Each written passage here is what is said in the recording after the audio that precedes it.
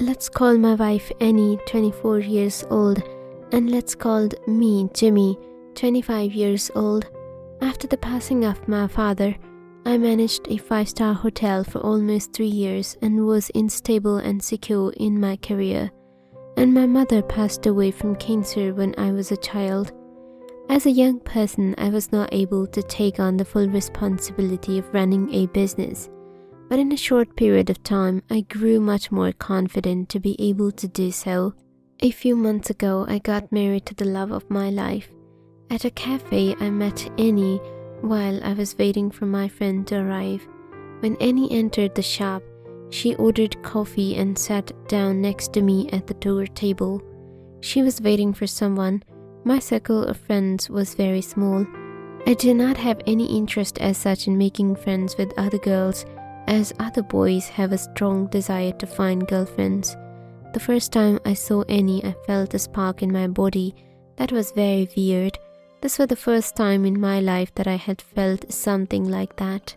I did not have any control over it. I was just watching her intensely. My friend came over and we had a coffee. He was telling me something while I was staring at Annie. She was doing something on her laptop whilst he was explaining to me something. Then I told my friend about Annie, who forced me to speak to her. I was a bit shy at the time. Then finally, I walked up to her and asked her if I could sit with her, and she gave me permission to do so. Nevertheless, she did not mind and said that since the country isn't independent, you can sit wherever you want. Despite my best efforts to talk to her, she was looking nervous, and after a few moments, a woman came and she was her mother. She seemed like a nice lady and I wanted to greet her. However, since I was a little shy, I got up and moved to another table since I was feeling nervous. As much as I wanted to talk to her, I was unable to do so. I used to go to the cafe before I headed to my office. However, I saw Annie sitting there several times, but she was always with her mother. So, as much as I wanted to speak to her, I was unable to do so because of her mother's presence. As soon as I saw her for the first time, I fell in love with her and decided to marry her. I walked over to them when they came. At first, I was very hesitating and did not know how I got the point where I started talking about her and wanted to marry her. The way her mother replied surprised me. It sounded like she wanted me to marry her. Then she started telling me about what I do for a living, where I live and the background of my family members. I told them everything about my business. Despite how strange it may sound, Annie was not talking to me, or perhaps she wasn't happy with her life at the moment. Annie wanted to tell me something suspicious at our next meeting, but her mother stopped her. According to her mother, Annie is extremely sensitive and the only child of her. Therefore, she always stays with her at all times and she makes all decisions on her behalf. I met Annie's mother 3 times and she showed a great deal of interest in me and my business during all these 3 meetings. She used to ask me questions about my hotel and my revenue. I thought she had a business mind. It was a positive sign, but I was curious to know Annie's thoughts. Nevertheless, unfortunately, I thought she was very shy and was unable to talk to me enough. I once asked Annie for her number, but her mother quickly changed the subject. I was told by her mother that I could get married to her as soon as she is ready. The only condition she had was that she would stay with them for as long as they needed her. The fact that I was in love with her daughter made me unable to wait, and I agreed to her conditions as well. Annie's mother asked me to marry her this week. As I told her, I don't have my own parameters, so I did not need much time to prepare for it. So I agreed to marry her this week. When we got married, I was very excited and nervous at the same time because everything was happening so quickly. Finally, we got married, but at the same time, I felt like something was disturbing me.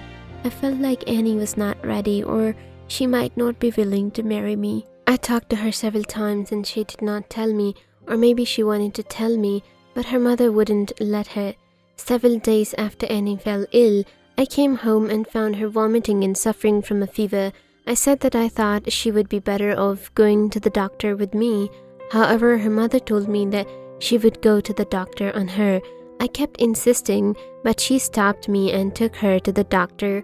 It was strange for me because I am her husband, so I should be aware of what is going on with her. When I came home one day, she wasn't aware when I was home. In the room where the door was shut, Annie was on the cell phone speaking very emotively. Although I could hear what she was saying, I was not able to understand what she was saying and to whom she was talking. The reason for this is that all activities are very sensitive. When I opened the door, she was shocked to see me. When I asked her who she was talking to, she said she was talking to a friend who was not feeling well that day. I am not satisfied with her answer. I realized there must have been a problem with her. I ignored her because I thought it was quite possible that her friend may not be feeling well. According to her mother's condition, she lived with us. She always stayed with us. Once again, her mother created a scene that she would come with us on our honeymoon. This is despite the fact that everyone knows that a honeymoon is a time for a couple to spend time together and really get to know one another more. Annie and I need some space to spend time alone, so I tried to convince her that this is not the right way. Despite this, she insisted that she come along with us, saying Annie would not go on honeymoon if we did not bring her along with us. Finally, I agreed to bring her with us. In all honesty, I did not want her to come along with us, but unfortunately she had to. In spite of this, it is essential for us to prepare for the flight, and then once we've done, we fly to the Iceland for our honeymoon. After a long journey, I finally made it to the hotel where I had booked 2 rooms for my wife and me and a room for my mother-in-law. One of the worst things that was never left her alone to spend time with me. At this point, she was causing us a great deal of irritation. I was very fed up with her. The honeymoon was supposed to last for about 7 days, but unfortunately I decided to return home on the 4th day. There was a lot of confusion in my head about how to handle the situation because it was getting more severe. We got back to home. Finally, we got a chance. The first time Annie came to me, my mother-in-law was somewhere else, so she sat down with me. There was a feeling of nervousness in her eyes, and just when she was about to tell me something, her mother walked in. Clearly, there was something very wrong here. There was a sense that Annie wanted to tell me something, but she was just afraid of her mother.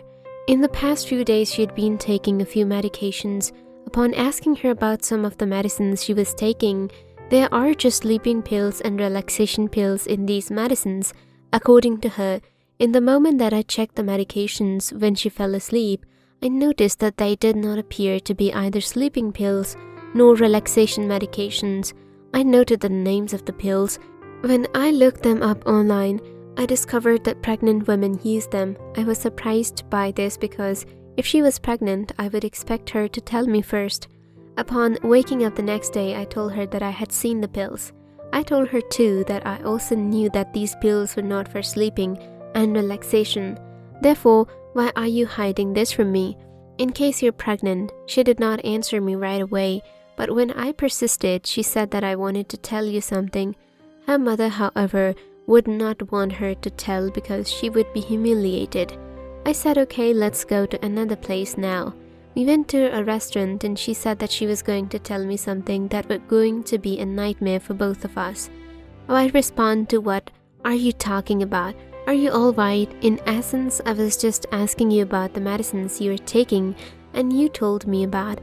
There was something she told me that shook me to the core. According to her, she has a baby on the way. As I said, it's good news, but what's the problem with it? As she cried, she said that it was not your child. Then she added that she loved someone else who was a normal music teacher, Jack, and that she was her student. But when I got pregnant and decided to marry him, my mother told me to abort the pregnancy since she wouldn't accept the music teacher to marry me. Because of that reason, her mother tortured her mentally as a result of what happened. It was her wish that I married a wealthy man. However, I was in love with Jack. He was a normal middle-class man from a middle-class family. Despite all my efforts to convince her that that was the right man for me, she threatened me if I married him, he would die. The day you came to me at the cafe, my mother noticed that and inquired about you.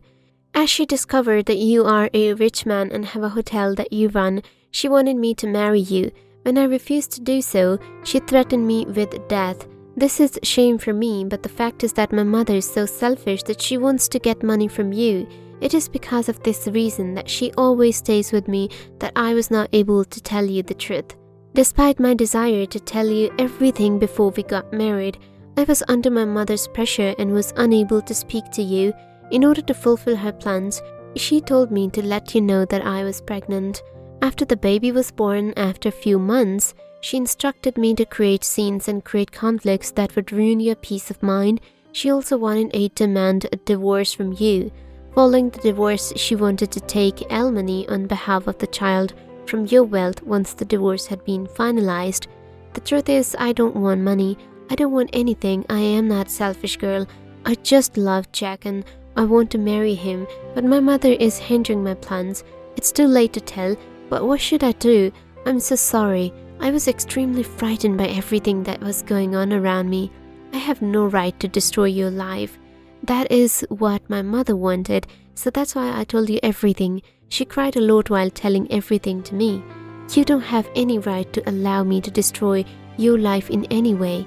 My mother-in-law had a really big plan and I was shocked by it.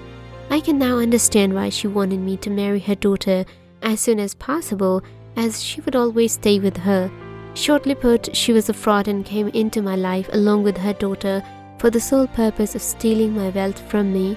In the end, I asked Annie, how could you do all that even though she had told me everything? I think she should have told me before marriage. As an adult, you have the freedom to do whatever you want. The fact that she was your mother is something I understand, but what she was doing to you was definitely wrong.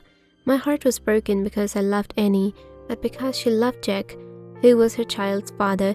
Despite this, I told her that I would divorce her. As soon as we got back home, she was not at home.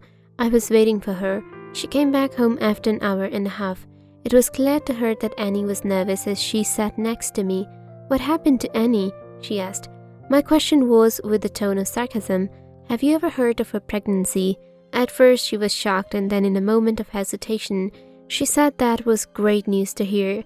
As soon as she started the drama, she came to Annie and started hugging her and congratulating her for pregnancy. Out of nowhere, I called Jack's name.